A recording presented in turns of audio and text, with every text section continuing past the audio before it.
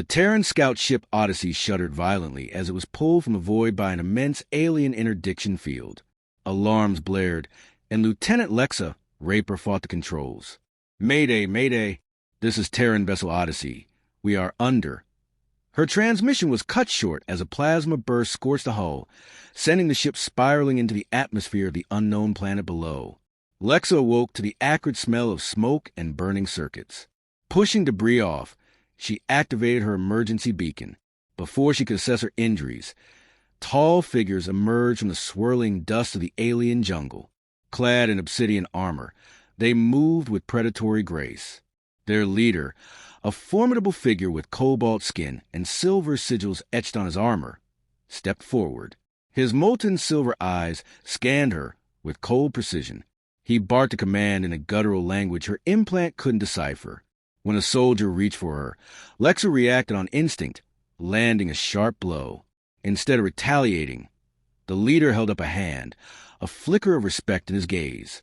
He pointed to her ship, then to the sky, miming an explosion. "Thar," he asked.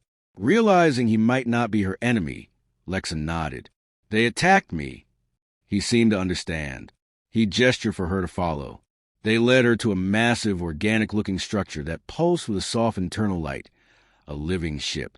Inside a vast chamber, the alien commander dismissed his guards. "I am Kalen," he stated, his voice a deep rumble as a translation device on his wrist synced with her implant. "Lord of House Vorax, sworn enemy of the Cthar Empire. Explain your presence." "Lieutenant Lexa Raper, my ship was on reconnaissance. We did not seek conflict. Your mission nearly brought a Cthar fleet to my doorstep," Kalen countered. "Your technology is primitive, your presence a liability." Despite his harsh words, his tone lacked malice. "Yet you fight. Unusual for a species we believed. Softer. I am a soldier of Terra. We do not yield easily." A faint smile touched his lips. "No, it seems you do not." He assigned her quarters but posted guards. That night, Lexa overheard him speaking with an advisor. "The human is a key. The Cthar fear her kind for a reason. There is a strength there, a defiance. We would be wise to understand it." Days turned into weeks. Lexa, initially a prisoner, became an uneasy ally. Kalen discovered her expertise in tactical analysis and xenolinguistics and began including her in briefings. Her insights into Cthar patterns proved invaluable. During one session, their hands touched over a holographic control node. A jolt passed between them. The moment hung in the air, charged and unspoken. Kalen's silver eyes held hers, and she saw the lore behind the warrior, a being burdened by a long, lonely war. He started sharing more. He showed her the gardens of the living ship, where flora responded to emotional states. He explained the Vorashian belief in Curran, the soul's resonance. "My people believe a true bond causes the world around you to sing." As he spoke, the plants near them bloomed with intensified light. Lexa shared stories of Earth and the personal loss that drove her to enlist. A bridge was built between them. The tension grew, a palpable force in lingering glances and accidental brushes. He was an alien lord and she a human soldier, but in quiet moments, they were simply Kalen and Lexa. The climax came when a Cthar scout ship was detected. Kalen's commanders advocated for assault. Lexa proposed a different approach. Their loss, not attacking. Capture them, gain intelligence. Trusting her judgment, Kalen authorized her plan. Using a mix of Terran and Vorashian tech, they disabled the ship without firing a shot.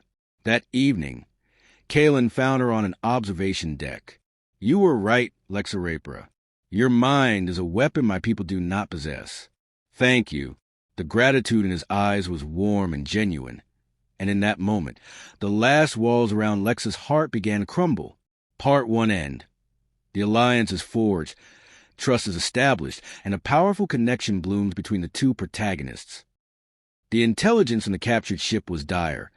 A major Cthar fleet was massing for a decisive strike on the Vorashian homeworld. Kalen's position was dire. He was outnumbered and outgunned. Lexa pored over the data. They're predictable, Kalen. Their formations are rigid. They have a central command ship. Hit that, and the entire fleet will fall into disarray. It was a desperate, near-suicidal plan. It's a risk worth taking, Lexa countered. My people are saying, cut off the head and the body will flail. The battle was joined in the cold silence of space. Lexa was on the bridge beside Kalen, her human perspective perfectly complementing his command. At the critical moment, as they spearheaded the assault, a squadron of Cathar drones broke through. They targeted the bridge. A blast rocked the ship, throwing Kalen from his chair. Lexa, without a second thought, shoved her behind a bulkhead, taking the impact of shattering glass on her armored shoulder. He looked up, stunned. You shielded me. Partners watch each other's backs, she grunted, helping him up. That simple act of sacrifice resonated deeply with the Vorashian concept of Chiron. Something fundamental shifted. It was a bond forged in fire. Emboldened, they broke through. A concentrated volley pierced the heart of the Cathar command ship. It erupted in a silent, magnificent explosion. The remaining ships, devoid of command, fell into chaos and were destroyed. They had won. The bridge crew erupted in cheers. Kalen turned to Lexa, the light of the explosion reflecting in his silver eyes. He didn't speak. He simply reached out and took her hand, his grip firm, a promise and a gratitude beyond words. Later, in her quarters, Kalen sought her out. The formal distance was gone. Lexa, he began, his voice hesitant. What you did, it was Chiron. My people believe a bond so true can shift the fate of stars. You have shifted mine. He stepped closer, the air crackling. He raised a hand, his fingertips gently brushing her face. As he did, the intricate silver sigils on his skin began to pulse with a soft, ethereal light. He leaned forward, his forehead resting against hers, a Vorashian gesture of ultimate trust and intimacy. Then let this be our truth, not the war outside. He closed the distance, and his lips found hers. The kiss was electric. The glimmer across Kalen's skin flared brightly, casting their intertwined shadows against the wall, and the living ship hummed in harmonious approval. Later, Kalen held her.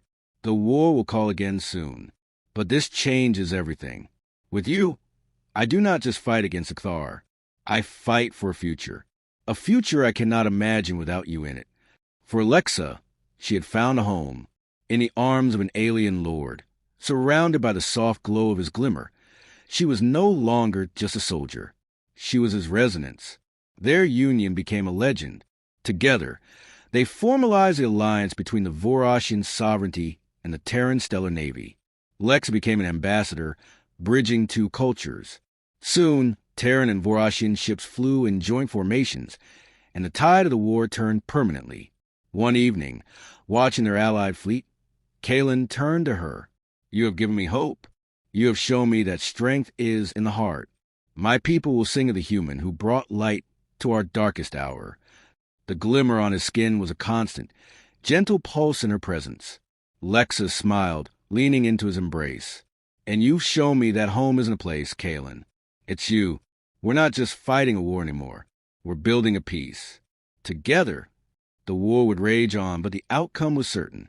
And on the planet where they first met, a sapling from the Vorashian gardens, which had bloomed brilliantly on the night they first kissed, grew strong under the twin moons, a permanent symbol of love that transcended species and ended a war.